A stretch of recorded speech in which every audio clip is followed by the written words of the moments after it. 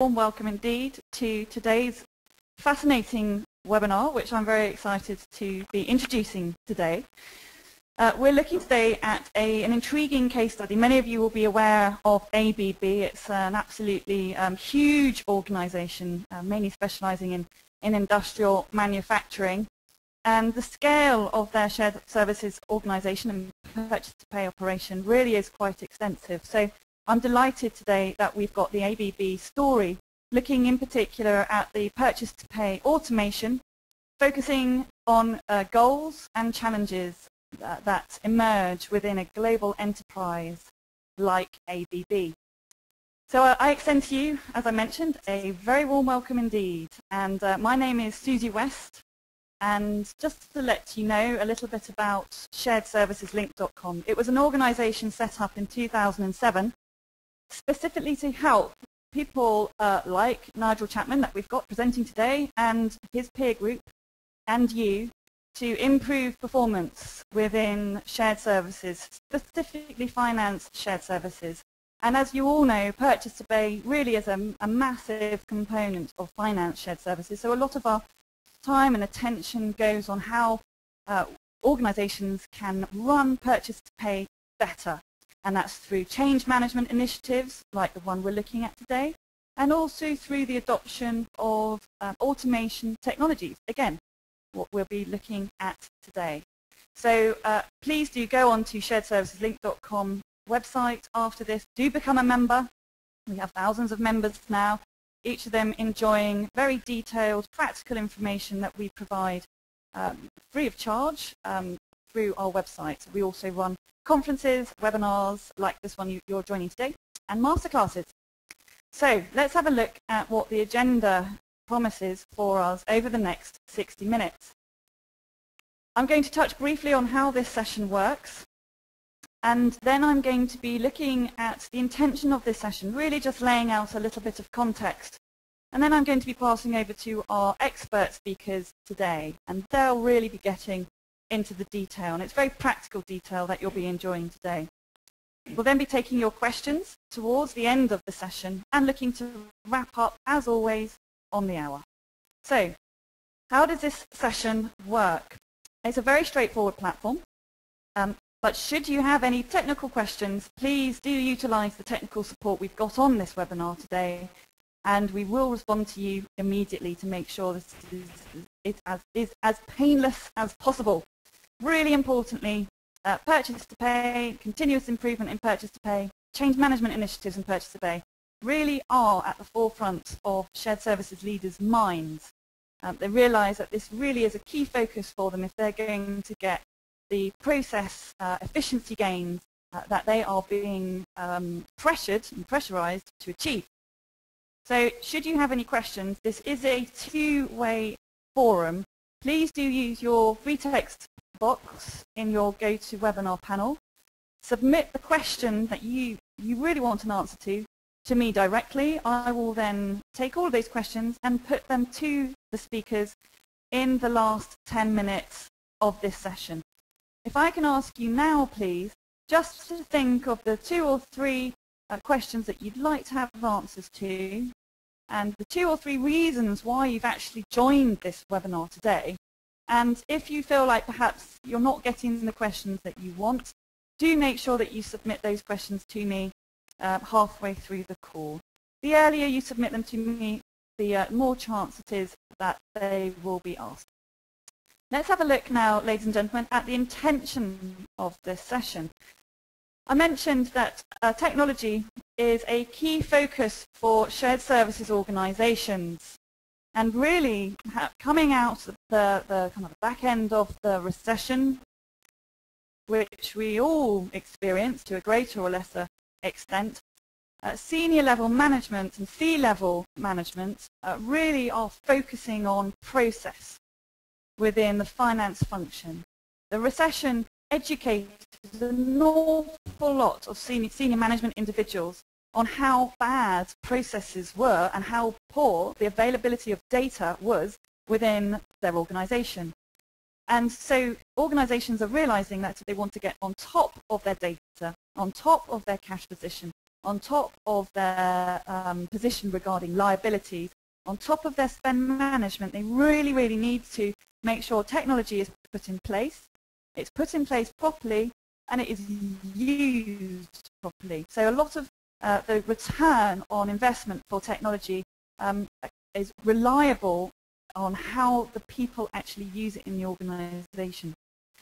So in terms of technology failing, it won't fail because of the nuts and bolts of this technology often. It will fail because behavior hasn't been changed accordingly.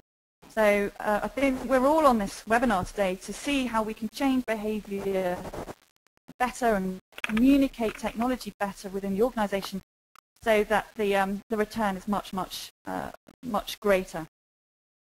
And as I mentioned, this is becoming an increasing focus for shared services organizations to ensure that the return is absolutely optimized.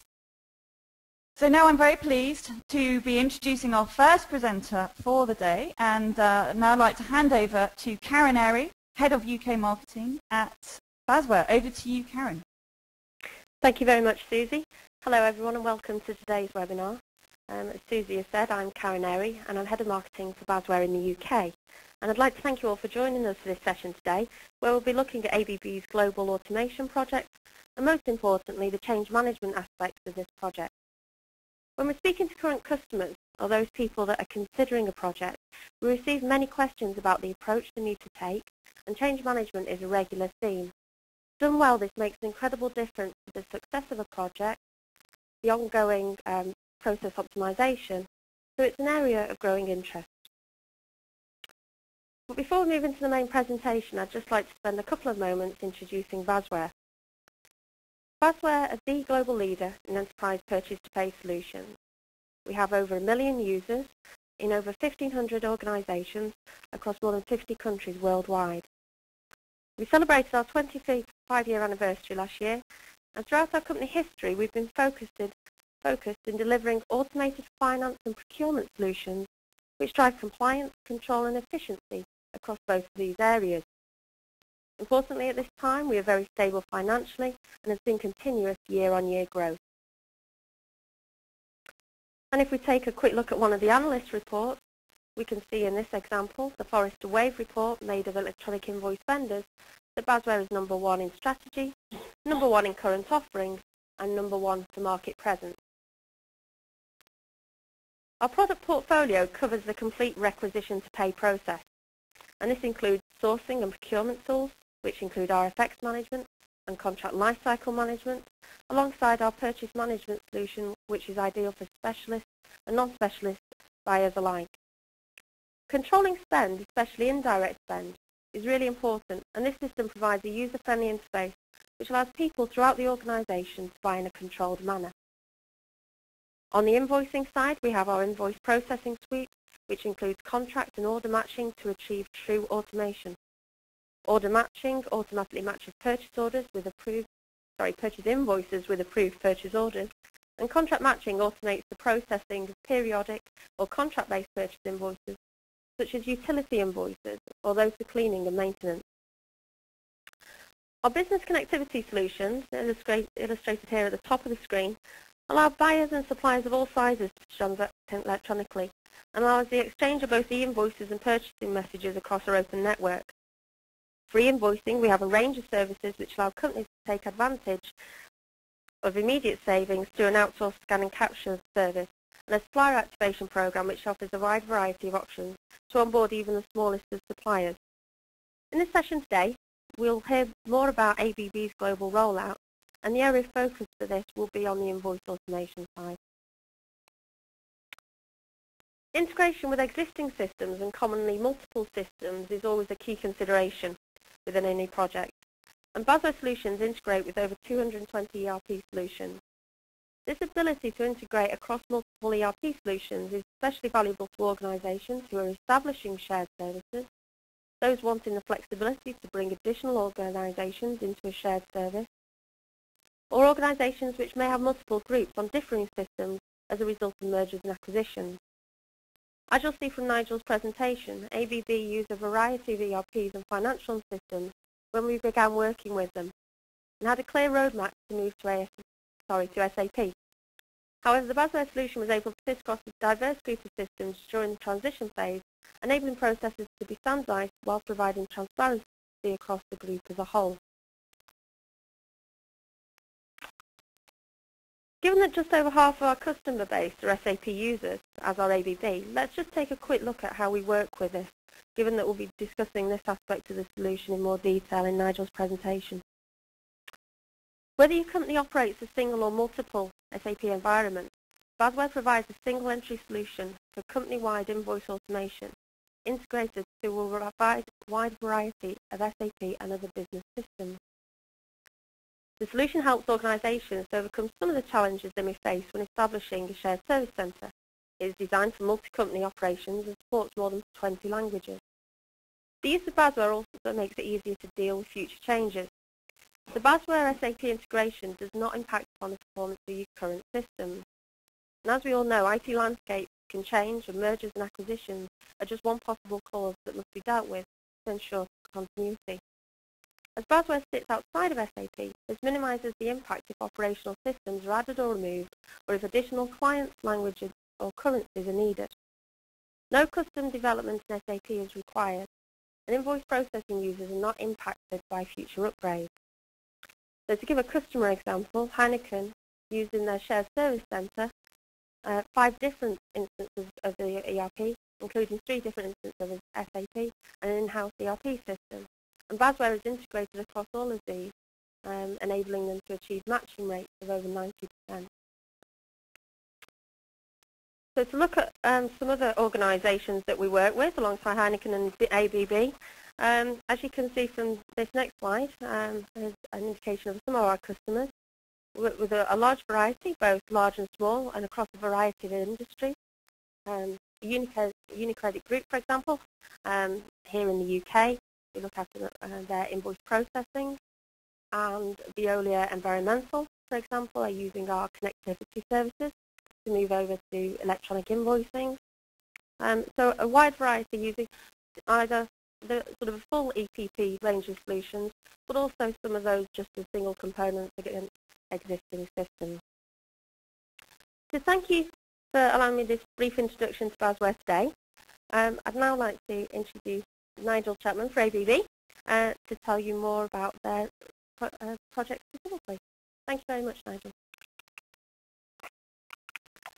Okay, thank you, Karen, and hello to everyone, and thank you for inviting me to share some of the key features of the ABB purchase-to-pay journey that I have been involved in. I'll be focusing on the way in which we approached and managed this business change management project, and we'll be following the storyline as shown on the screen. And at the end, we will be happy to address any questions you may have. I am an associate consultant for ABB. I'm frequently engaged by the company to support and facilitate change programs. So at this point, I would like to express sincere thanks to ABB, both in the UK and in the Global Lead Centre in Zurich, Switzerland, for permitting me, Basware and SharedServicesLink.com to present this case study to you today.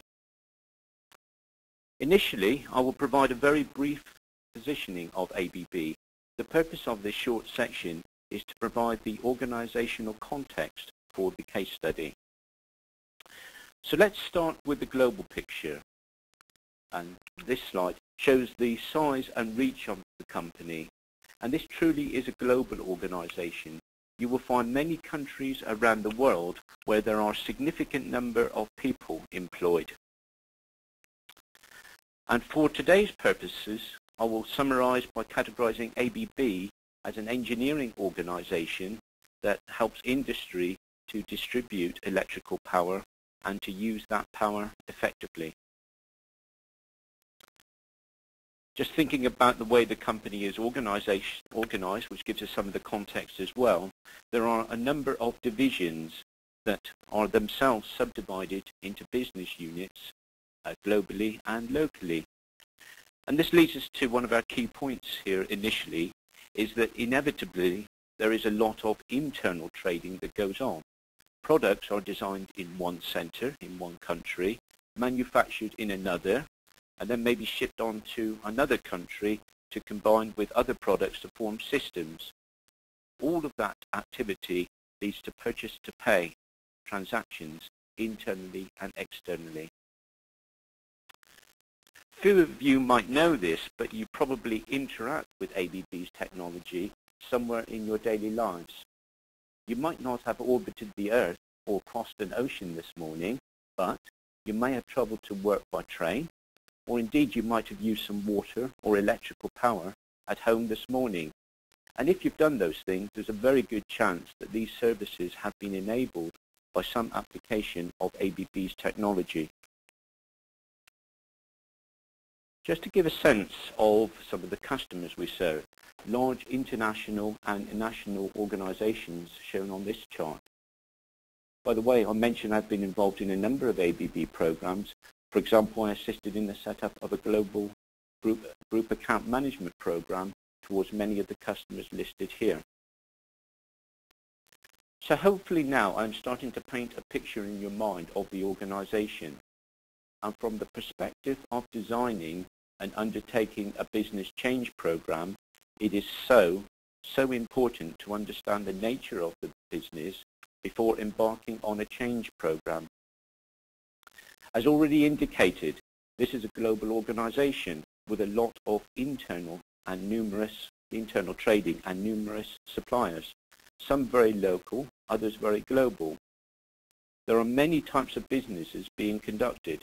Some projects that we undertake span timescales which are measured in years, whilst other parts of the business, for example in service and some of our products, have transactions which are measured in hours or less. Thus, the purchase to pay process has to handle a very wide range of requirements. I'm sure that many of you will recognize these characteristics of purchase to pay organizational complexity in your own organizations. And just to ensure that the bar was set nice and high for this change project, the senior management in our organization set the prerequisite that there should be no disruption felt by customers and suppliers during the transition. So at this point I'd like to hand over to Susie, who's going to conduct a poll question for us. Thank you very much indeed, Nigel. So very shortly you should see on your screen the first poll question for today's webinar. Multiple choice options are available, so please do tick as many boxes as possible. Should be appearing on your screen now. So if you could just tick the boxes which are most appropriate to you. How many of these organizational features that Nigel has been talking about in the earlier slide resonate with you, and do you actually have within your current organization? Do you consider yourself a global organization? This is panning outside just one region. So not just a regional organization, but indeed global. Do you process over 1 million invoices? And we have a case here with ABB. They process 5 million invoices globally, so really is a giant in those terms. Do you process over 1 million invoices? Do you operate mainly or completely off SAP?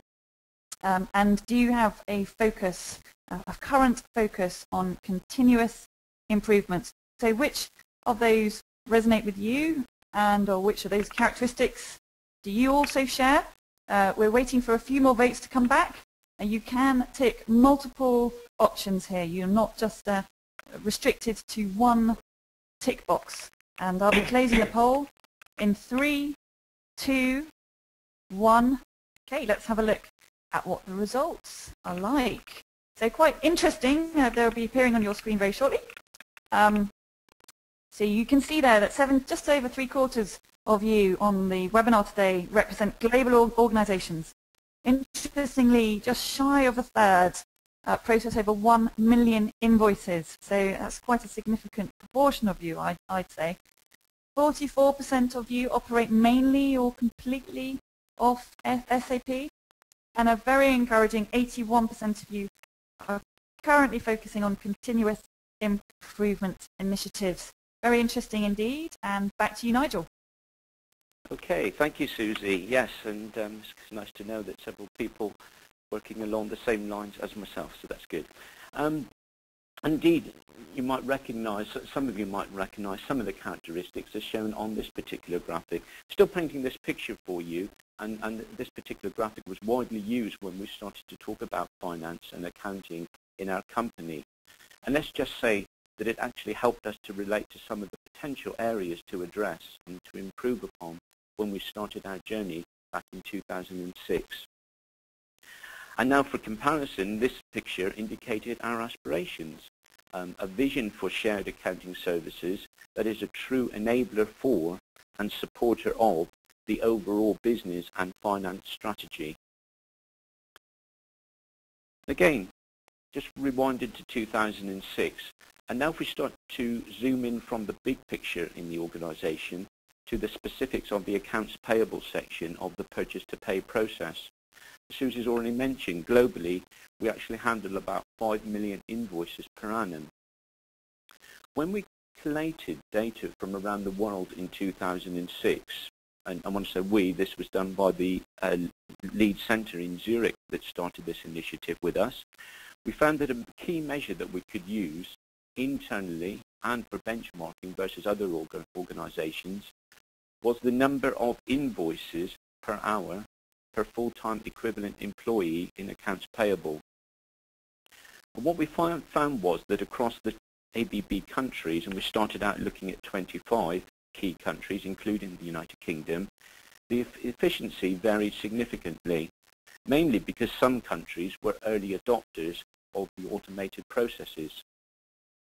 You will see that behind the average of 7 per hour per full-time equivalent, there was a range from 4 to 15, which I think you would agree is quite a massive range. And we noted that some industry leaders were already exceeding 20 per hour, so that gave us something of a target. Okay, so what about ABB in the UK now? Let's think about ABB in the UK and Ireland.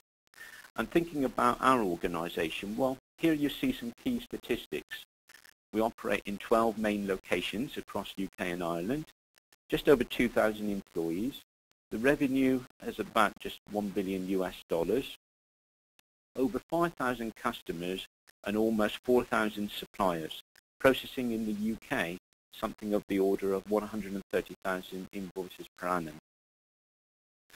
And if we think back to 2006 and we look at the landscape of our business systems, we had a complex jigsaw of business computer systems. And the next slide shows how this has dramatically changed. You see now that this is much simpler. You see, as already mentioned by Karen, that we have SAP as the backbone. Just for information as well, some of the other boxes on this slide, Abacus is ABB's internal financial reporting system. CompScot is a process that we use for ordering and delivering and invoicing within the organization, and Ceridian is a third-party product used in HR. But of course the focus today is on Basware's invoice processing, as already introduced by Karen, fully integrated into the appropriate SAP modules to provide a completely seamless solution supporting everyone using the purchase-to-pay process. So at the outset of the whole program, we obviously defined and approved a business case, which includes the AP project that's being described here, which meant that from the accounts payable perspective, we would be moving from 7 legacy systems with AP staff in those 7 different locations into the seamless Basware SAP solution with all of our AP staff in one location. Of course, with the company-wide SAP implementation underway, there was a full program team in place. Obviously, we looked at a number of business systems, globally and locally, and we selected companies that were capable of being strategic partners to work with us on a journey. This is not about a one-off local implementation. We believe the Basware SAP partnership provides that strategic relationship. Now I'd like to hand back to Susie again, please, for another poll question. Thank you very much indeed, Nigel. So just being launched on your screen right now, this is a one choice only, a single option only. Which of these options relate to your current situation? How many of you already have some form of automated workflow in place today? Is it in place already? Are you considering straight planning on an implementation, maybe within the next 12 months or so? Or do you currently have no plan to automate? So quite simple choices there. How many of you already have some form of automated workflow process? Is it in place already? Are you considering or planning on an implementation in the next 12 months? Or do you have no plans as such to automate? About 80% of you voted. So if we can just ask the remainder of you to cast your vote, I'll be closing the poll in 3, 2, 1. Okay, let's have a look at those results. And again, this is a market that's maturing in terms of purchase to pay and the adoption of technology at a good pace now. And so you can see that 60% of you already have some kind of workflow technology and workflow process in place today. About 30% of you are considering putting technology in place or planning on an implementation. Interestingly, 11% of you have no plans to automate right now. So interesting results there. Back to you, Nigel. Okay, thanks, Susie. Okay, right. Well, I've already mentioned that in 2006, and thinking back to 2006 again, our AP team was located on 7 different sites, and you can see those listed on this slide. This is the starting picture for the whole of the shared accounting services. By shared accounting services, I mean general accounting and reporting, plus accounts receivable, plus accounts payable. And across the 7 locations, we had in total 76 people working at that time. And then when we move through to look to where we are were in 2010, you see we now have 1 location with 47 people. So that's 7 locations down to 1 and 76 people moving to 47. And the business volumes were comparable across that timeline. I just wanted to preview with you some of the benefits we achieved before going on to talk more about the change management. I think the quantitative measures on this slide speak for themselves. You can see the changes in efficiency and hence in headcount.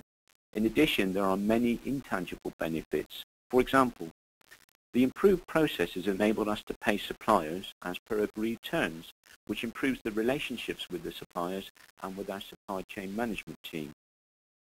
Thus, we have achieved better integration and ways of working, leading to business benefit. For example, there has been a dramatic, and I really mean dramatic, reduction in progress chasing. As someone said to me recently, Nigel, the phones have stopped ringing. This is in accounts payable. The central services, such as shared accounting services, and also HR center services and supply chain management, all work as a glue within the organization, which improves the knowledge sharing and cooperation between the various business units that I mentioned earlier. All of this helps to improve relationships with customers and with suppliers.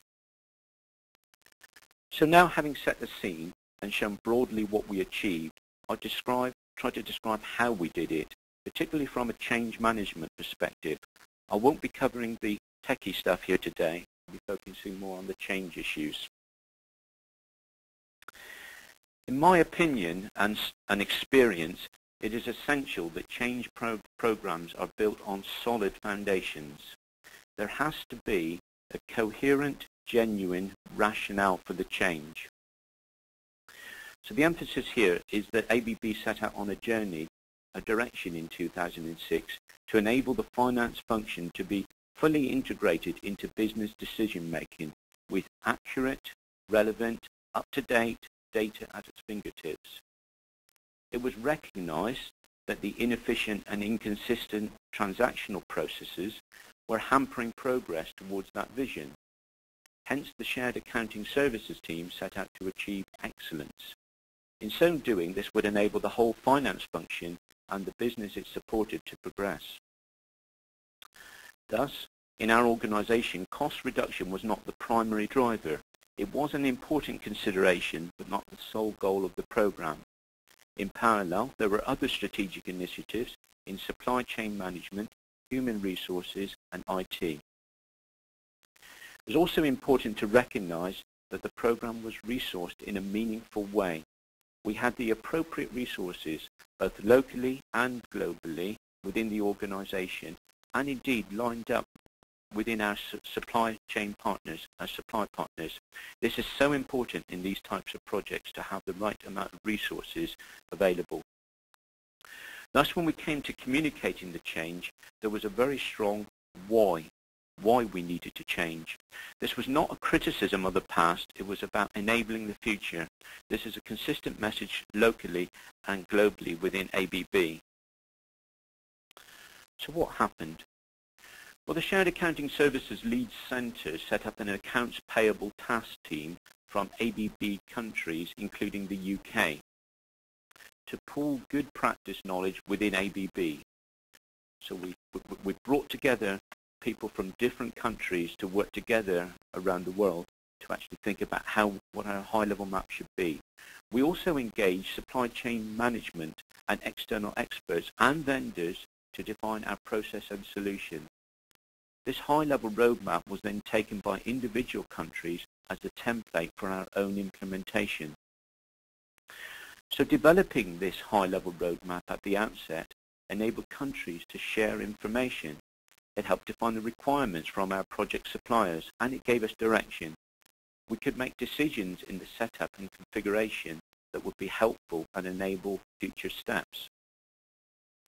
We paid real and detailed attention to e-invoicing, electronic invoicing requirements. We carefully mapped data fields, for example, to the common ABB invoice that we now use internally. I mentioned before, a lot of internal trading goes on. That was a quick win for us. This all enables automated processing and indeed permits automated approval via high compliance with purchase orders and the auto-matching engine. I'm sure that many of you are familiar with the terminology of three-way match, absolute agreement between the approved PO on the system, the receipted goods or services, and the detail on the supplier's invoice. So management of the business change project. So this is a key slide here with some very important messages to focus on. I now want to describe some of the ways we worked, the things we did to manage and successfully deliver this change project. This approach has been used not only on this project, and whenever and wherever it has been used, the change management programs deliver.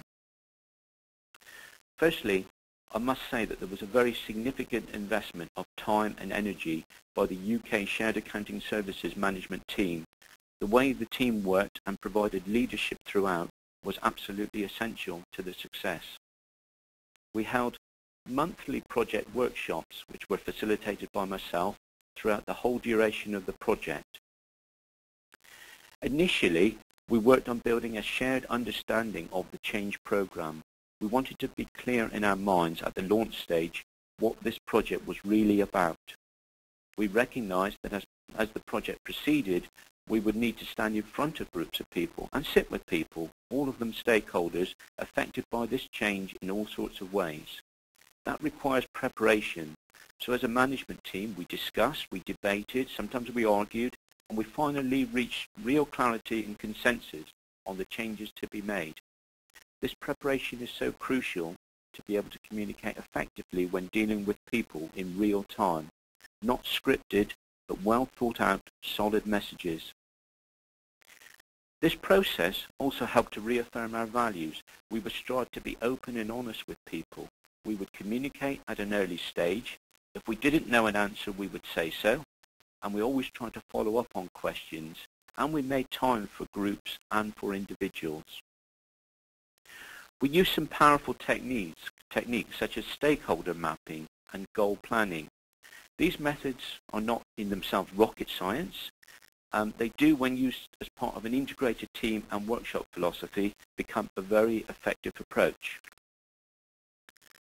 Again, not for the detail here, but this is what I mean by a stakeholder map. We draw the project in the center, and then we identify all of the stakeholders. And quite often when I do this with groups of people, we're surprised at how many different stakeholders there are. This approach then leads on to look at how these stakeholders are impacted by and how they impact upon our goal plan, as we see on this slide. So on the right-hand side, we have our goal plan. On the left-hand side, the stakeholder map. These are two working examples which I'm showing here from another project, but as I mentioned before, this is a repeatable approach. The details in this slide are not important in this webinar, but the key points are that the project team regularly, and by that I mean at least every month, held a workshop in which we discussed what we have to achieve as described in our high-level one-page goal plan on the right-hand side. And then we discussed, at the same time, we discussed who would be impacted by our project. And that impact might be positive, negative, or neutral. We reviewed our progress and we refined our immediate next steps based upon what was happening. This informed our actions in a coherent way. Another important point here about our ways of working is that we owned and took responsibility for the reactions of the stakeholders. So if someone, or indeed a group, were behaving or feeling out of line with the project goals, we did not criticize them. What we did was to take it upon ourselves that in some way we had failed to communicate adequately, and hence we adapted our approach. Whilst this might seem time-consuming, we found that over the whole project life cycle, it was an effective way to bring the vast majority of people with us. And here we see an example from our high-level goal plan. Just to bring this to life for you, I've extracted one of the actual goals in our plan, which talks about when the relayout is complete and people are settled into the new location. This is what we had to achieve. Clearly, there were many people impacted by this goal. Obviously, the people working in the centre, but also the team conducting the relayout of the office, providing the services, assisting with the move. We made sure that all of these people participated as appropriate in order to smooth the transition. So we set some realistic deliverables, and again we spent a lot of time clarifying these to make sure that we were agreed on them. We didn't want things which were too ambitious. We didn't want wish lists. We wanted to provide the basis for ongoing continuous improvement, and through that process we developed ownership of concrete deliverables. And indeed, just thinking of the timeline here, as soon as we actually had the business case approved and we had our vision, at that stage we actually told the AP people who would be affected and impacted by the change that this change was starting and that it would be happening over the next 2 years. So we did that in face-to-face briefings, followed up by one-to-one support as appropriate and required. We admitted that there were open questions, but certain things had been decided. There was going to be all of our AP to be done in a single location in the country, and this is what we were setting out to achieve. And we were able to explain the strategic background, the rationale for this. And of course, this was an ongoing process. It wasn't a single event. Okay, I think this is a good point for us to break for another poll question, so I'll hand back to Susie. Thank you very much indeed, Nigel. So let's have a look at the questions appearing on your screen now. In your experience and in the experience that you've had rolling out technologies within your organisation, is it better to communicate change earlier or later? So earlier when maybe only the most significant business decisions have actually been made, the detail is perhaps still to be ironed out, and perhaps you still run the risk that there are many open yet to be decided details. Or perhaps later, at the point when the communication can be very clear and laid out to everybody in a very detailed manner, but you run the risk that people feel uninvolved, and it's at the stage perhaps then when rumours are beginning to circulate. So in your opinion, out of those two, which one do you feel is more appropriate? Or perhaps you don't know. So still waiting for a number of you to respond. Please do so, and I'll be closing the poll in 3, 2, 1. Okay, let's have a look at the results. So not everybody agrees it should be done earlier. Just under 3/4 of you believe it should be done earlier when you do have the risk that you may change your mind, details might change, you might be perceived as doing a U-turn on some of the areas. However, you want to get the buy-in early up front so people feel that there's some kind of ownership over the general direction of these changes. And 18% of you think it's probably better to do it when you're a bit more concrete as to what decisions will be made and what changes will come into play, with 8% of you not entirely sure. Okay, very interesting. Back to you, Nigel. Okay, thank you, Susie. So by now we'd set our direction, we'd communicated our intention, and we're launching into the detailing of the UK solution. We'd also decided to use a specialist provider to receive all of our AP invoices direct from our suppliers, to scan and OCR those documents and upload the key data and invoice images directly into Basware. So because the communication had been done and the uncertainty around that was being actively managed, it was possible to engage many people thoroughly in the process design and solution definition work. This is so important to create a pragmatic own solution. Of course there were some tensions, and indeed we fully engaged our third-party vendor partners in this open process. So indeed we had workshops whereby the vendor partners were actually discussing the interfaces and boundaries between their scopes of supply, and we were still making some of those decisions, but that was what we felt was a good way of sorting the project out. The workshop enabled everyone to work together to form the optimum overall solution for ABB UK, and to understand and appreciate each other's contributions and requirements. Again, this investment in communication and clarifying requirements in face-to-face workshops helped to reduce risk in the project. So by now, we believe we had the foundations for success were in place. We had the purpose, we had some shared ways of working, we had agreement on the high-level process and interfaces, and very importantly, ongoing and open communication. There were many challenges in fact, but the key point is that those challenges were dealt with in a positive way. They were not hidden, no finger pointing, but we faced up to, and people strongly supported each other despite periodic frustrations, long hours, and sometimes a few disappointments. And to provide some concrete examples, maybe this goes back to the last poll we did, if you like, the pros and the cons of that question that we asked. Our policy of open communication did lead to some key AP staff moving sooner than we would have liked, either to new internal opportunities or in a few cases to fresh opportunities outside of ABB.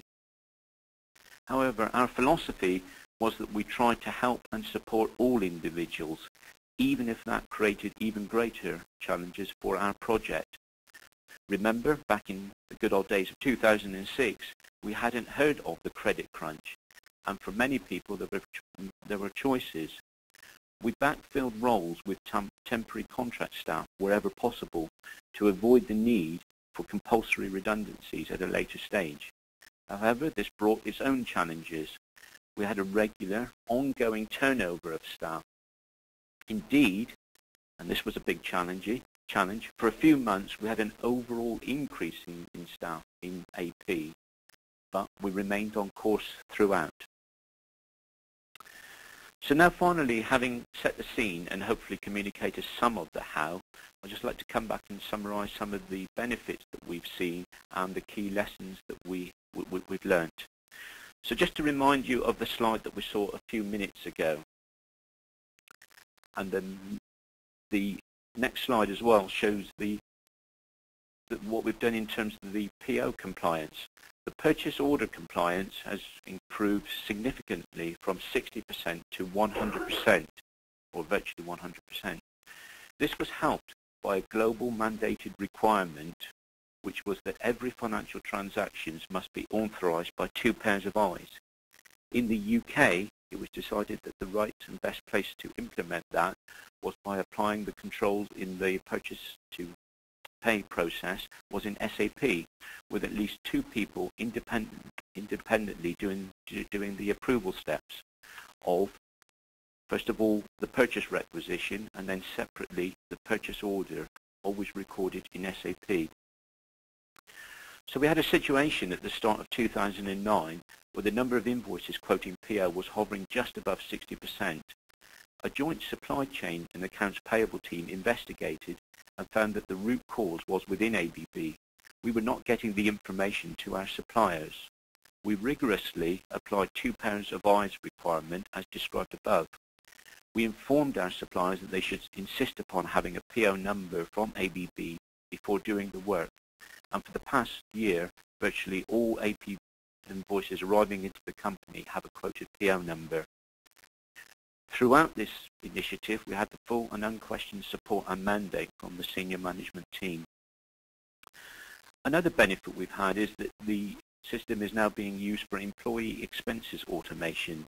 Effectively, for this purpose, employees are treated as inverted commas suppliers in the Basware IP. And the approvers are already familiar with the system, and an interface has been written to upload the expense details from an employee's expenses Excel sheet that we already had in use. So as we move through 2011, this year we're going to be focusing on first-time match rates. This is an ongoing process. It goes back to some of the continuous improvement we talked about in an earlier poll.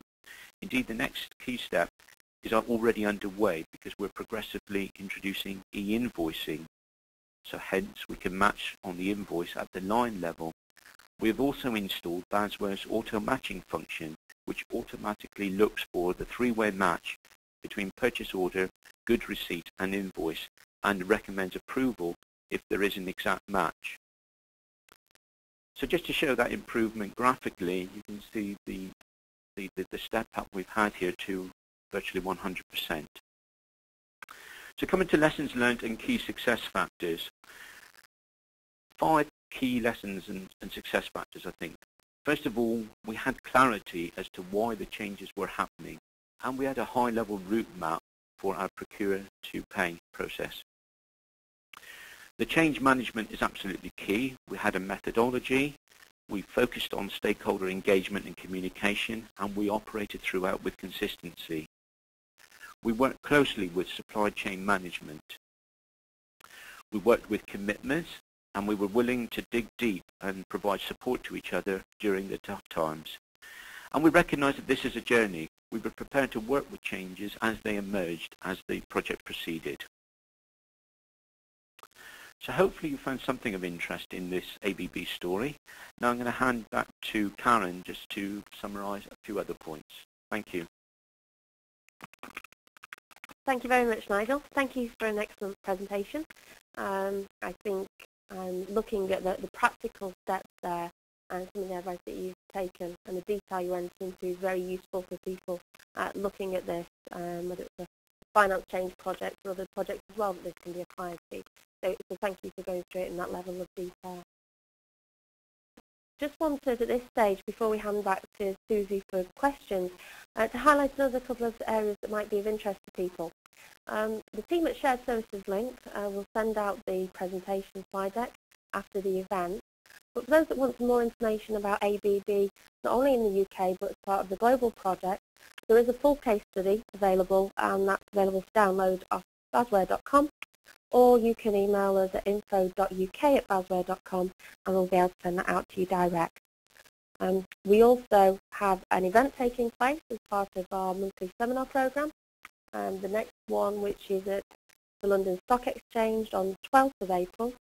That's a free event that people can attend, and that's suitable for people that are looking at find out more information, whether it be just about Basware, but also just about the wider issues around purchase-to-pay automation and e-invoicing and the opportunities that are available to you. It's also a good opportunity to network with other people within your peer group and discuss some of the approaches and some of the issues, some of those that we've looked at today.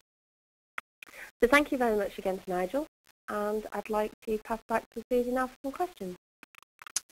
Thank you very much indeed, Nigel and Karen. Very, very useful indeed. We've had a lot of questions come through, as I'm sure you can imagine, and I'm sure we'll have many more coming through. So let's get going with questions. do make sure that everybody stays on the line for the questions. So question number 1, this is to you, Nigel. Did you involve stakeholders in building your deliverables? Yes, we did, absolutely. In fact, and one of the ways that we actually did that, which I didn't mention, was that the Shared Accounting Services Manager and the Accounts Payable Manager, both in the UK, and I know the same thing happened in other countries, went out and spent time at the management meetings of the business unit managers with their teams to actually go through the requirements and the projects with them. Obviously, we have also worked very closely with the supply chain management. So, yes, we try to involve as many people as possible.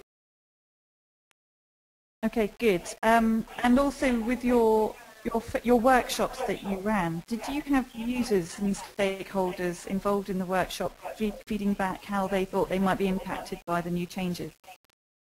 Yes, we did. What we did from time to time, actually, we held what we call large-scale workshops. A lot of the workshops that I mentioned in my talk really related to what we did with the management team and the accounts payable team, but we also ran workshops as well where we actually had people from across the business as well along to them so that we could get a much broader perspective.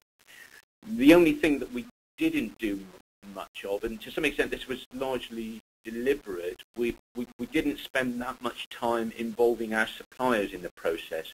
What we did on that was to actually take experiences from other countries and experiences that Basware had with other situations. We decided that we didn't want to be too disruptive with our supply chain at that stage. We actually put a lot of attention on this internally. Okay, good. I apologise, there's a little bit of feedback on the phone right now, so please do bear with me. So question to you, Nigel. Again, you've talked about obviously internal there, takes me nicely on to the next question. Okay. The 5 million invoices, or rather the 130,000 invoices that we're talking about in scope for this project in the UK, what percentage of them are intercompany, what percentage of them are from third-party suppliers? That's a good question. I always test my memory on that one. I think, but I might be wrong here, but I think it's about 50-50 or 60% internal. It is quite a high proportion of internal because thinking about the UK ABB operation, we're predominantly a projects and service and products business as opposed to a sort of large-scale manufacturing operation. So a lot of the stuff that we supply into the UK and Ireland market is actually being brought into the country. But I think I'm right with those sorts of numbers. But if anybody desperately needs to know, please come back to me. Thank you, Nigel. Also, question regarding project implementation time for this. What would you say was from kind of actually starting the project with a kick-off to kind of it being an operational project within ABB? How long was that period? How long was the implementation? Okay, now for us actually in the UK, that time scale was of the order of 2 years. But that was partially, I mentioned in the presentation that we were actually putting in SAP at the same time. And so we were effectively working alongside the same time scales. So we had to roll out the SAP to replace 7 legacy systems in the UK. And we had a phase go live with different business units. And effectively we had our Basware going live in the same time scales. Okay, so potentially with the SAP implementation slowed things down a bit. Yeah. Yes. Okay, everyone will factor that in. Yeah. Okay. No, everybody will factor that in, I think, bearing in mind that you also were putting in SAP as well. Also, Nigel, in terms of, you mentioned that you're using the Basware solution now to roll out the electronic invoices. You've got 130,000 invoices in the UK. Are all of those going to be in scope for your e-invoicing program? That's a good question. I think I would have to say I'm not quite sure. I don't know. What I would say is that the way we're approaching this in ABB globally is that first of all we're focusing upon our internal invoices, so that brings, if like 60% of them in, and then I think we'll end up with a situation whereby we're able to work with certain, major suppliers, if you like. I'm not necessarily expecting that we would have 100% coverage, but maybe I'm wrong there. Okay, and moving on, the question that we've got from a viewer is regarding the Basware systems. Do you use different Basware systems or platforms for your invoices, or do they all run off a single Basware system? Do we use the same Basware platform for all our invoices?